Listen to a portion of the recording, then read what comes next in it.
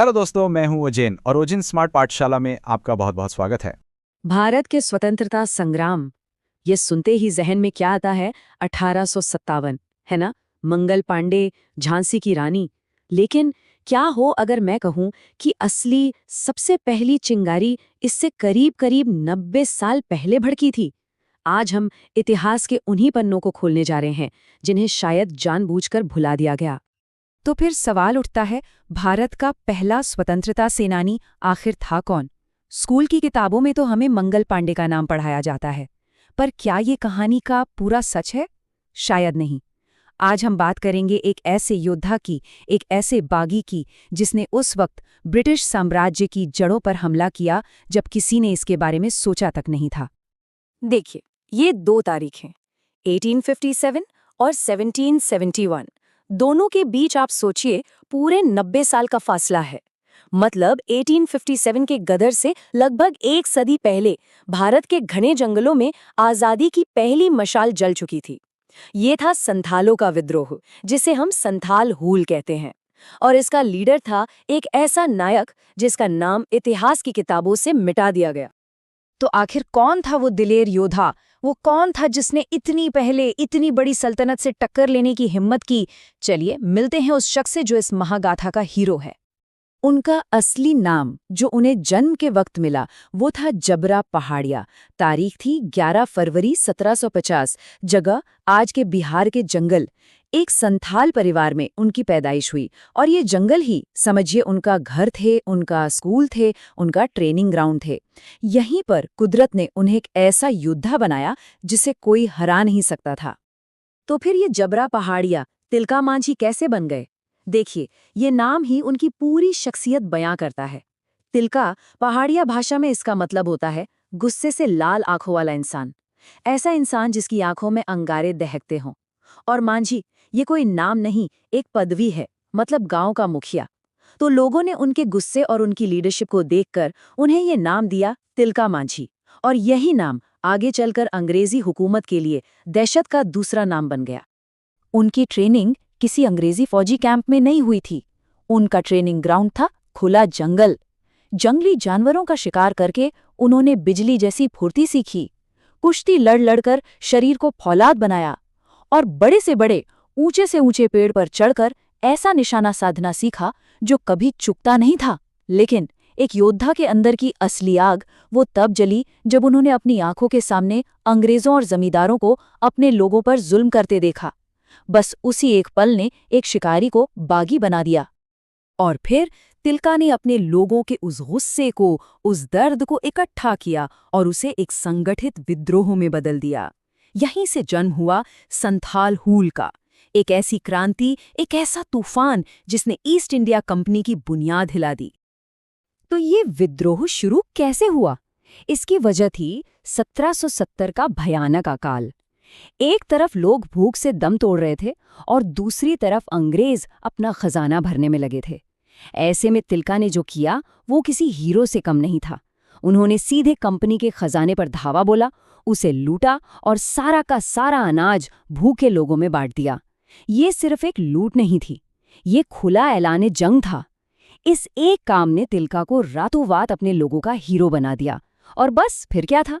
हजारों संथाल योद्धा उनके हूल में यानी उनके विद्रोह में शामिल होने के लिए उठ खड़े हुए। और जरा सोचिए, उनका कम्युनिकेशन नेटवर्क कितना गजब का था। कोई टेलीफोन नहीं, कोई चिट्ठी नहीं। वो साल के पत्तों पर अपना संदेश लिखकर गांव-गांव भेजते थे। और संदेश क्या था? बस एक लाइन, हमें एक होना चाहिए।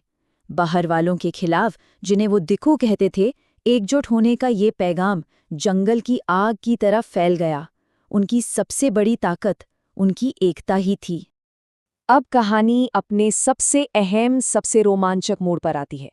एक ऐसा मोड़ जहां तिलका मांझी ने वो कर दिखाया जिसके बारे में ब्रिटिश हुकूमत ने सपने में भी नहीं सोचा होगा।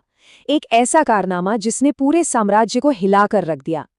तिलका की बगावत से परेशान होकर अंग्रेजों ने अपना सबसे शातिर और चालाक अफसर भेजा। नाम था ऑगस्टस क्लीवलैंड। उसका सिर्फ एक मिशन था, किसी भी कीमत पर इस विद्रोह को खत्म करना। और क्लीवलैंड ने वही किया जो अंग्रेज हमेशा से करते आए थे, फूट डालो और राज करो। वो बहुत चालाक था। उसने संथाली भाषा सीखी, कुछ आदिवासी सरदारों को पैसे और जमीन का लालच देकर अपनी तरफ कर लिया, और तो और उसने आदिवासियों की ही एक फौज बना डाली ताकि वो अपनों के खिलाफ ही लड़ें। लेकिन तिलका क्लीवलैंड की हर चाल को समझ रहे थे। उन्होंने फैसला कर लिया था कि इस खेल को अब खत्म करना ही होगा। तारीख थी 13 जनवरी 1784। क्लीवलैंड अपने घोड़े पर सवार होकर कहीं जा रहा था और उधर तिलका मांझी चुपचाप एक ताड़ के पेड़ पर चढ़कर घात लगाकर सही वक्त का इंतजार कर रहे थे। उन्हें बस एक मौका चाहिए था, एक निशाना और एक तीर। और जैसे ही क्लीवलैंड निशाने पर आया, तिलका का वो जहर में डूबा तीर सनसनाता हुआ निकला और सीधा उसे जा लगा। काम तमाम। उसी एक तीर से तिलका मांझी ने ऑगस्टस क्लीवलैंड को मौत के घाट उतार दिया। सोचिए जरा, जंगल के एक आदिवासी योद्धा ने दुनिया की सबसे ताकतवर हुकूमत के एक बड़े अफसर को मार गिराया था। ये खबर जब कलकत्ता तक पहुंची तो पूरे ब्रिटिश एम्पायर में हड़कंप मच गया। क्लीवलैंड की मौत से अंग्रेज बौखला गए। उन्होंने तिलका को पकड़ने के लिए अपनी पूरी ताकत लगा दी। और यहीं से इस वीर योद्धा की कहानी अपने दुखद लेकिन गौरवशाली अंत की तरफ बढ़ती है। तिलका को पकड़ना नामुमकिन सा था। वो जंगल के चप्पे चप्पे को जानते थे, लेकिन उन्हें अंग्रेजों की ताकत ने नहीं, अपनों के धोखे ने हराया। उन्हीं के एक आदमी ने गद्दारी की और अंग्रेजों को उनके खुफिया ठिकाने का पता बता दिया। और फिर आधी रात को जब सब सो रहे थे, अंग्रेजों ने हमला बोल दिया। लेकिन तिलका ने हार नहीं मानी। उन्होंने आखिरी दम तक लड़ाई की। अंग्रेजों ने पूरी पहाड़ी को घेर लिया था। कई दिनों तक वो बिना कुछ खाए पिए लड़ते रहे। जब वो आखिरकार पकड़े गए तो अंग्रेजों ने अपनी सारी हदें पार कर दी। उन्होंने तिलका को 4 घोड़ों से बांधा और भागलपुर की सड़कों पर मीलों तक घसीटा और आखिर में पूरे शहर के सामने दहशत फैलाने के लिए उन्हें एक बरगद के पेड़ से लटकाकर फांसी दे दी। उस वक्त उस महान योद्धा की उम्र सिर्फ 35 साल थी।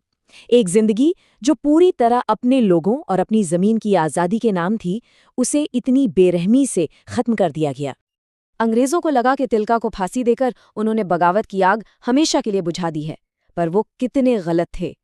वो तिलका के शरीर को तो मार सके, लेकिन उनकी सोच को, उनकी आत्मा को नहीं। संथाल के लोक गीतों में आज भी एक लाइन गाई जाती है, मारे जाने के बाद भी तुम नहीं मरे, तिलका मांझी। ये लाइन सब कुछ कह देती है। उनकी शहादत ने आग बुझाई नहीं, बल्कि उसे और भड़का दिया। एक ऐसी आग जो आने वाले कई सालों तक जलती रही। और भले ही हमारी आपके इतिहास की किताबों में उनका जिक्र ना हो, लेकिन तिलका मांझी आज भी जिंदा है। भागलपुर में ठीक उसी जगह पर आज उनकी मूर्ति खड़ी है जहां उन्हें फांसी दी गई थी। उनके नाम पर यूनिवर्सिटी है, महाश्वेता देवी जैसी लेखिकाओं ने उन पर लिखा है, और सबसे बड़ी बात, वो अपने लोगों के किस्सों में, उनके गीतों में आज भी भारत के पहले बागी के तौर पर जिंदा हैं।